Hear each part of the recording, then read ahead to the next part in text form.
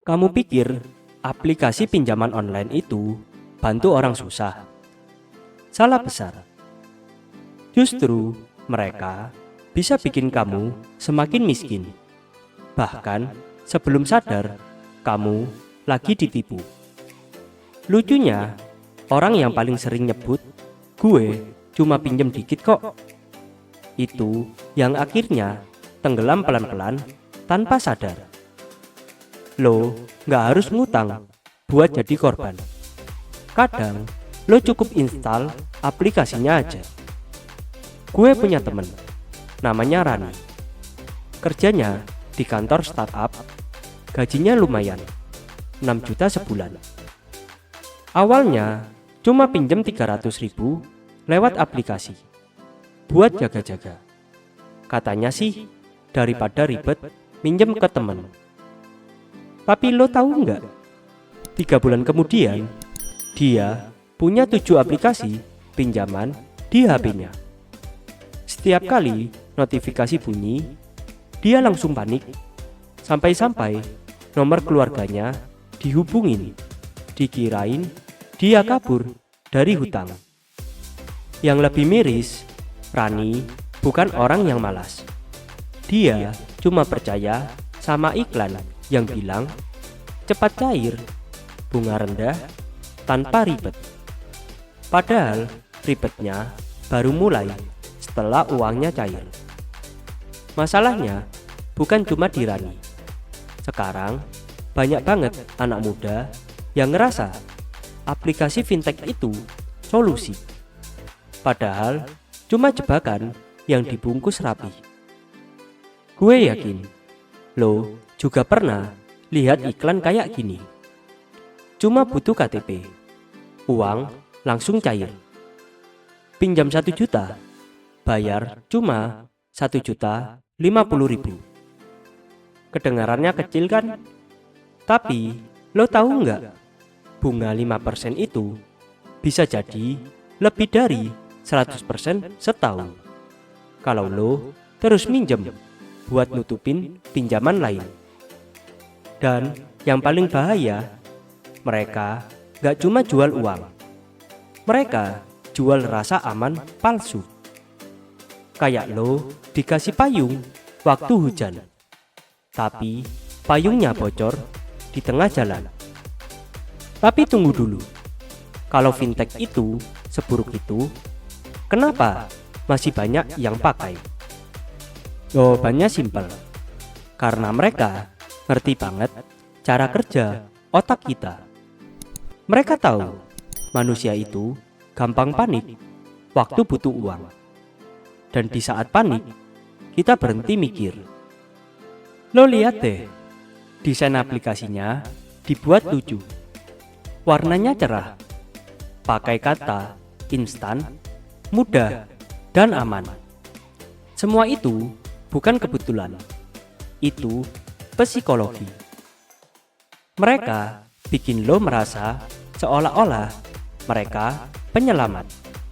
Padahal diam-diam data lo dikumpulin, bunga lo digandakan, dan lo terjebak di loop of debt, lingkaran hutang yang gak ada ujungnya. Ini bukan cuma soal keuangan, ini soal kendali hidup. Begitu lo terbiasa dapat uang cepat, lo kehilangan sabar buat dapetin uang beneran. Dan yang lebih parah, banyak yang bahkan nggak sadar kalau mereka udah ditipu.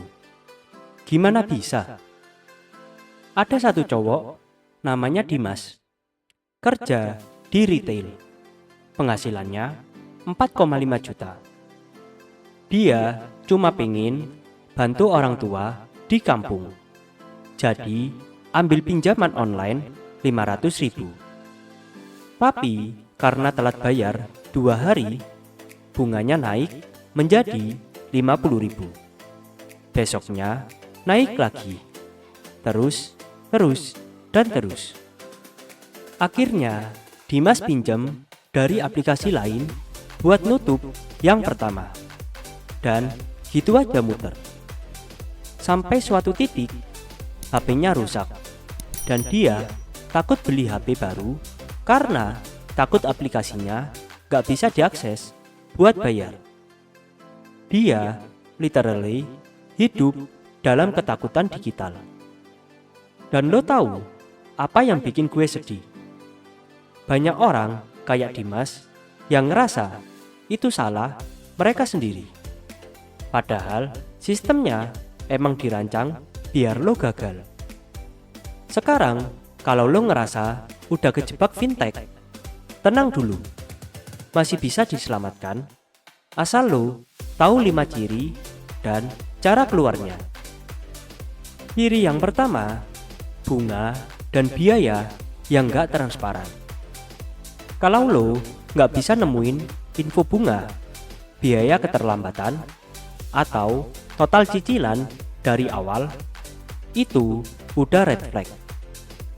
Cara selamatnya adalah cek dulu ke OJK lewat situs cekfintech.ojk.go.id.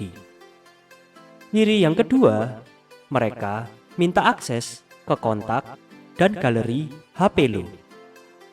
Itu bukan cuma privasi lo yang hilang, tapi juga harga diri.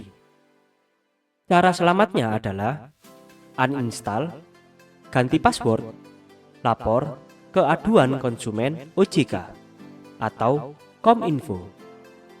Ciri ketiga adalah tiap hari dapat notifikasi minta pinjaman atau top up cepat. Cara selamatnya adalah atur ulang mindset. Hapus aplikasi, ganti dengan aplikasi budgeting kayak Money Lover atau Spendi. Ciri yang keempat, lo ngerasa tenang cuma setelah minjem lagi. Itu tanda lo udah kecanduan utang. Cara selamatnya adalah catat semua pengeluaran walau sekecil kopi 10.000. Biar lo sadar kemana uang lo lari. Ciri kelima, lo malu ngomongin keuangan lo ke orang lain. Cara selamatnya adalah cari teman atau komunitas finansial yang aman buat ngobrol. Karena diam itu justru bikin lo semakin dalam. Fintech itu bukan setan, tapi jangan sampai lo menyembahnya kayak Tuhan. Jadi ingat ya, fintech itu kayak pisau. Kalau lo pegang dari sisi yang salah, lo bisa berdarah. Bahkan tanpa sadar, udah luka parah. Kadang lo gak ketipu karena bodoh. Lo tertipu karena terlalu percaya. Percaya sama iklan, percaya sama janji mudah. Percaya kalau semua orang di luar sana pengen nolongin lo. Padahal dunia finansial itu gak seindah UI UX aplikasinya. Jadi mulai sekarang, kalau lo mau selamat dari jebakan fintech, bukan cuma uninstall aplikasinya, tapi uninstall kebiasaan lo yang selalu pengen instan. Karena kadang kemiskinan bukan karena uangnya hilang, tapi karena lo gak pernah sadar kemana uang lo pergi. Kalau lo pernah ngerasain hal yang sama, tulis di kolom komentar. Gue pengen baca cerita lo.